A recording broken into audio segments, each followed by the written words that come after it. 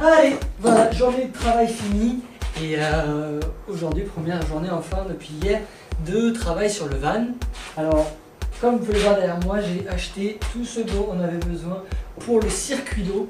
Donc je voudrais mettre en place, à part les passeparois pour les cuves, mais au moins mettre en place la pompe avec les bons serre-à-corps. Le serre-à-corps c'est cela. Et ensuite le raccord pour le chauffe-eau qui iront après faire tout le circuit d'eau avec mes câbles. Donc de quoi on a besoin? On a besoin de raccords en T, de raccords en angle droit, d'une coupe, d'une pince pour couper, vous voyez, toute neuve, et du câble, et voilà. Donc on va commencer par voir, moi j'aimerais commencer par voir si les settings que j'ai achetés sont les bons. Ah merde. Ok, c'est pas très grave. Je vous reprends à l'arrière pour qu'on avance vite. Donc je vais un peu me battre contre le temps là, contre le soleil qui va pas tarder à se coucher. Donc dans l'idéal, j'ai regardé, l'idée ce serait avoir la pompe là, ici, qui cacherait le trou en fait, et le chauffe-eau juste à côté ici. Donc j'ai bien envie d'aller venir fixer tout ça. De toute façon la pompe c'est pas très lourd, mais ce sera sur le lambris. On va venir connecter tout ça. Et après, une fois que ce sera connecté, on va pouvoir venir tirer couper notre câble, enfin couper notre tuyau d'eau et venir faire le raccord au chauffe-eau et en eau froide pour la cuisine et la douche et en eau chaude du chauffe-eau jusqu'à la douche. Je ne vais pas avoir le raccord qui ira de la pompe en eau froide, mais je vais pouvoir tirer tous les tuyaux pour après, une fois que j'aurai la pièce, pouvoir tout venir fixer dessus. Donc voilà, voilou.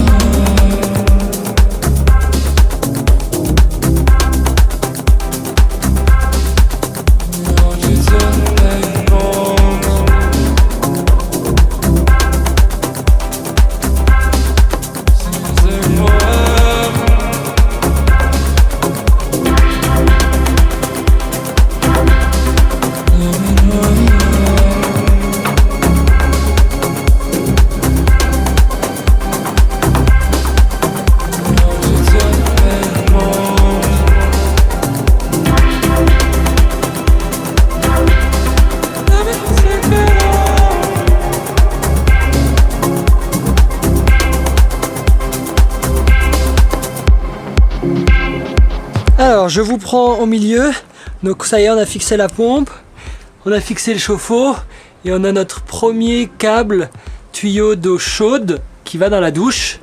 Ensuite ici, je vais zoomer, ce sera plus simple. Ici on a un T qui en fait après ira sur le tuyau d'eau chaude pour le robinet, dans la salle à manger, enfin dans la cuisine, voilà. Donc là maintenant il me reste à faire.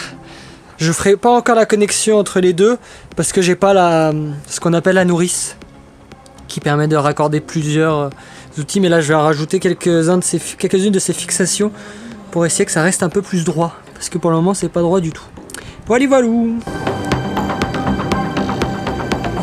Ça y est c'est fait, circuit d'eau bleue qui suit le circuit d'eau rouge et ici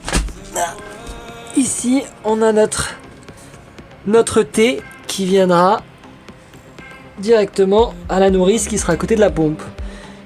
Et voilà. Donc une grosse étape de faite, le circuit d'eau. Alors je vais m'occuper de l'électricité, je sais pas si vous voyez. Mais je suis allé acheter des câbles à Bricomarché, je les ai mis dans la voiture de ma grand-mère. Ma grand-mère elle a pris la voiture, elle est voir son ami avec les câbles électriques dans la voiture. J'en tombe de folie. Donc les câbles électriques ils sont dans la voiture. Alors je vais attendre qu'elle rentre. Et de toute façon je pourrais faire ça au chaud. Donc je ferai sans doute ça ce soir. Et je verrai à quelle heure elle rentre. Ou voilà. Alors. Je sais pas les câbles. Ça on le sait déjà. Merci Jean-François. Merci Michel qui va dire oh tu bosses, t'as pas les câbles. Oui, c'est avec mamie, ça arrive. En attendant, moi j'ai mis en place comment je voulais ma configuration parce que je vais tout mettre sur cette planche de contreplaqué, tout connecter entre eux. Venir après, ce serait très simple, venir visser ça dans le fourgon et après il y aura juste 2 câbles qui partiront de la barrette positive, enfin techniquement du coupe-circuit, mais en fait ça va faire barrette positive, coupe-circuit, batterie, donc j'aurai plus qu'à venir poser la batterie, 2 câbles à brancher, tous les câbles à venir brancher dans le panneau de fusible. Donc tous mes câbles, à savoir ici on a la barrette des négatifs, donc tous mes négatifs viendront ici, et ici on aura positif par exemple, négatif et positif de, je sais pas, la pompe, ici ce sera, je ne sais pas, les lampes, le frigo, etc. Tous les câbles que vous avez vu passer déjà auparavant. Ils vont venir se fixer ici. Donc, dans l'idée d'avoir quelque chose quand même d'assez propre, d'assez esthétique, voilà comment ça se passerait. Donc on a le MPPT qui va venir lui récupérer toute l'énergie que créent les panneaux solaires et la convertir en électricité. Le MPPT, je n'ai pas encore mis, mais j'ai des portes fusibles pour le MPPT, un porte fusible pour le Orion et un porte fusible pour le convertisseur. Et j'en ai encore 3 qui arrivent parce que l'Orion qui lui charge avec la batterie de la voiture, il va falloir un en amont et en aval, donc entre comment vous expliquer, on a le câble qui va se connecter sur la batterie, donc un fusible au moment où le câble se connecte à la batterie de la voiture et un fusible avant que ça se connecte à l'Orion, enfin plutôt après, ok. Donc ça en fait 2, j'en ai encore 3, un pour le Smart Battery Protect et un pour le Shunt. Celui le Smart Battery Protect et celui le Shunt, je le fais là. Ensuite, comment ça va venir se plugger assez simplement, à part lui où c'est un peu plus compliqué. Tout le reste assez simplement, c'est les négatifs viennent dans la barrette des négatifs, les positifs dans la barrette des positifs. Et après, on aura un seul câble qui ira directement à la batterie. Comme ça, c'est fait. Voilà. Je vais essayer de vous mettre ici une image de mon plan électrique. Allez, j'espère que mamie va pas rentrer trop tard pour que je puisse faire ça et faire ça proprement. Alors, nous revoilà devant notre planche. Je pensais l'amener là-bas parce que là j'ai moins d'espace quand même que là-bas pour travailler. Voilà, on a le câble. Alors, on a 2 sections de câble. Une section principale qui va être en 16 mm. Ouais. Voilà, ça c'est. Bon, j'ai pris 5 mètres pour être large, mais je pense pas qu'on aura besoin des 5 mètres. Donc une section en 16 mm pour tous les gros appareils. Et une section en. C'est encore du 16. Et une section de 10. Juste 1 mètre, parce que c'est ce qu'il y aura en fait des borniers de masse jusqu'au panneau de fusible. Bon, je remets tout ça là-bas et je vous retrouve juste après.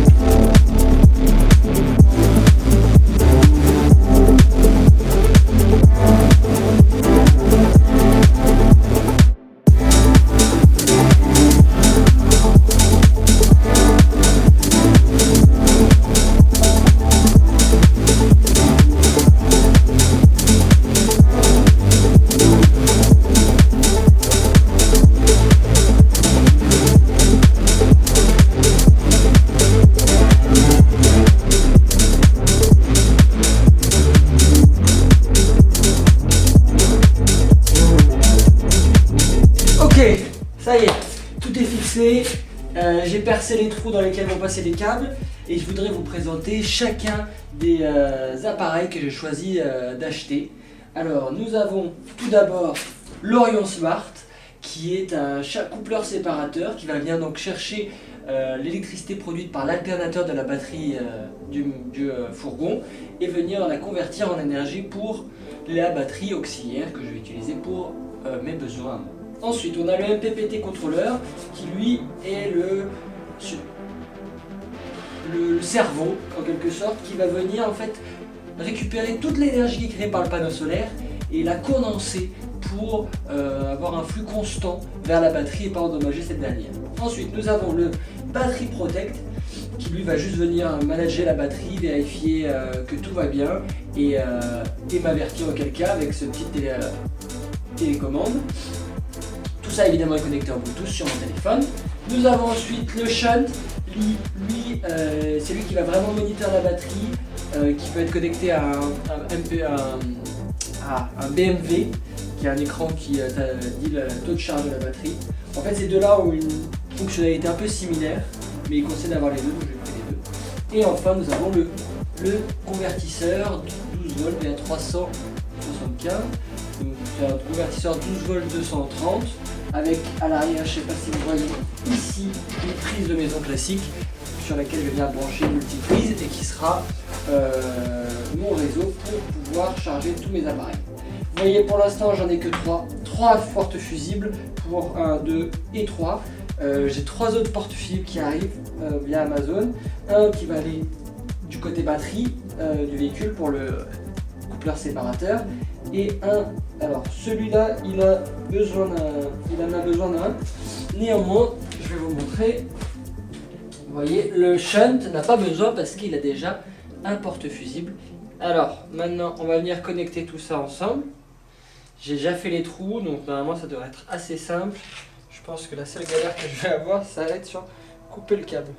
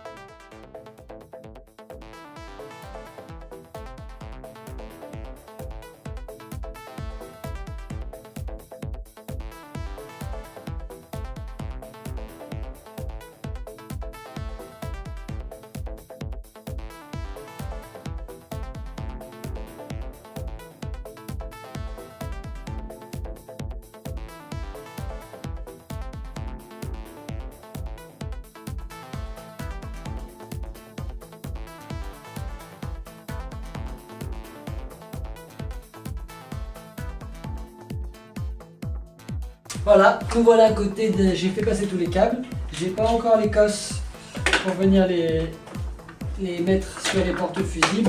J'ai compté le nombre de cosses et le type de cosse qu'il me faut. J'irai aller chercher tout ça. Mais voilà, tout est connecté, moins appareils. Et ça ressemble à quelque chose, hein, franchement. Moi je trouve que c'est pas dégueu. Il me restera un câble ici et un câble là qui viendront se connecter respectivement au négatif et au positif de la batterie. Et on pourra commencer à tester si tout fonctionne bien. Et voilà. Bah, je sais pas, dites-moi ce que vous en pensez dans les commentaires. Moi je trouve ça quand même pas mal et je pense qu'une fois que j'aurai ajusté parce que là ça sort très très largement. Une fois que j'aurai ajusté pour que ça vienne juste mettre comme ça, et ben je pense que ce sera assez joli. Donc voilà, c'est tout pour cette partie-là. J'aimerais aussi qu'on puisse faire aujourd'hui le meuble de la cuisine. Donc j'ai trouvé un plan qui me plaît assez bien sur internet. Comme je vous l'avais dit, je ne sais pas si vous me voyez. Et on va faire en sorte de le créer avec des tasseaux. Plein de choses à faire encore pour ma journée. Parce que demain je travaille toute la journée au boulot, donc il n'y aura pas de vanne, d'aménagement de vanne demain, ça c'est sûr. Voilà, allez, je vais aller manger et je vous retrouve juste après. Ok, je reviens encore d'Ecomarché. J'ai redonné un peu de lambris parce que j'en avais trop, et j'ai surtout acheté ce que je pense va pouvoir faire office de passe-paroi pour connecter, en fait, pour passer un tube dans la cuve. Alors pour ce faire,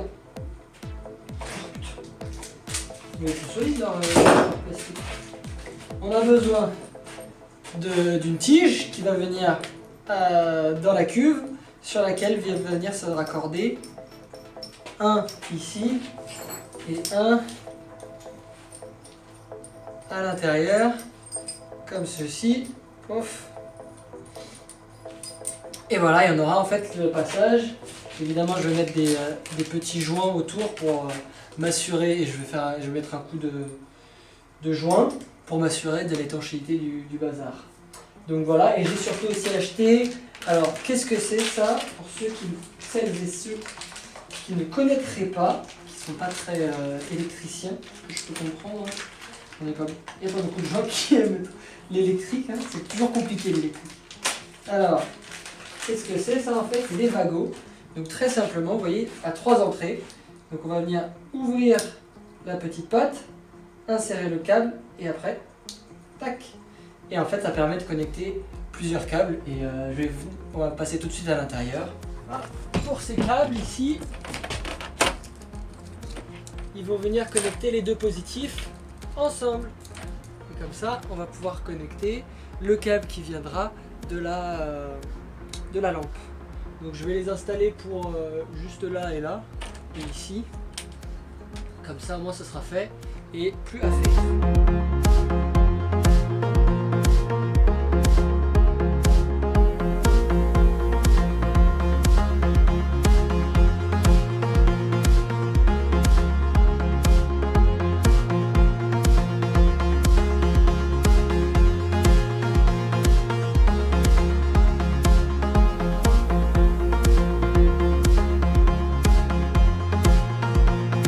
Allez, bon maintenant ça y est, la nuit est tombée, donc on va s'attaquer à l'intérieur. On va faire le meuble de cuisine, ou du moins on va commencer à faire le meuble de cuisine. Donc en quoi ça consiste? C'est faire pour le moment un très grand rectangle qui fera 110 de longueur par 50 et par 80. Ok, on fait ça et après on va venir subdiviser à l'intérieur, mais déjà notre base de départ ce sera ce gros meuble. Et pour ce faire, j'ai des petits tasseaux. Je pensais que comme il y aura énormément de compartiments, en fait il y aura une rigidité qu'on obtiendra qui n'est pas la même par exemple pour le banc, parce qu'il y a seulement des tasseaux sur les côtés, alors que là il y aura des tasseaux, il y aura des tiroirs, et en fait les tiroirs vont amener une rigidité qui ne nécessite pas de la prise de plus gros tasseaux. Du moins c'est ce que j'ai pensé. Donc je vais vous mettre ça en timelapse et c'est parti.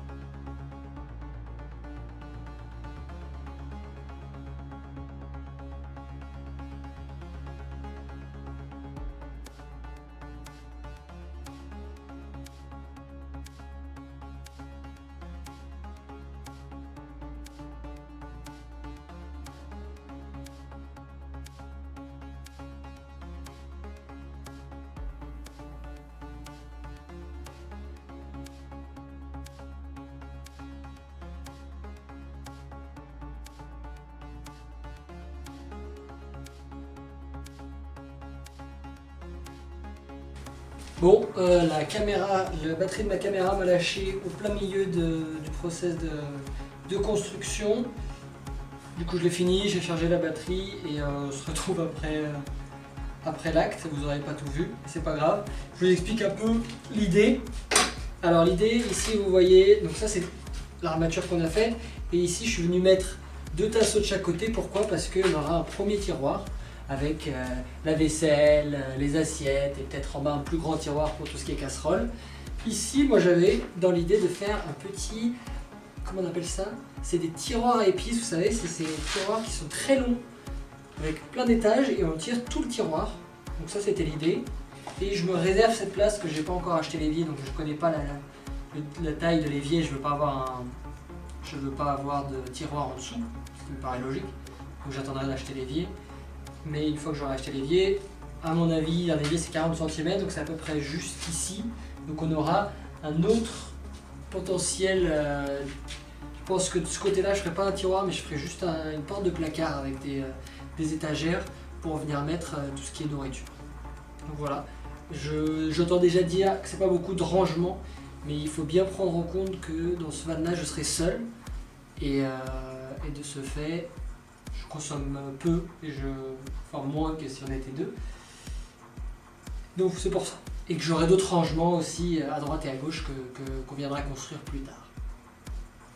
Donc c'est tout pour moi, c'est tout pour aujourd'hui et c'est tout pour cette vidéo. Je vous fais des gros bisous et je vous retrouve dimanche.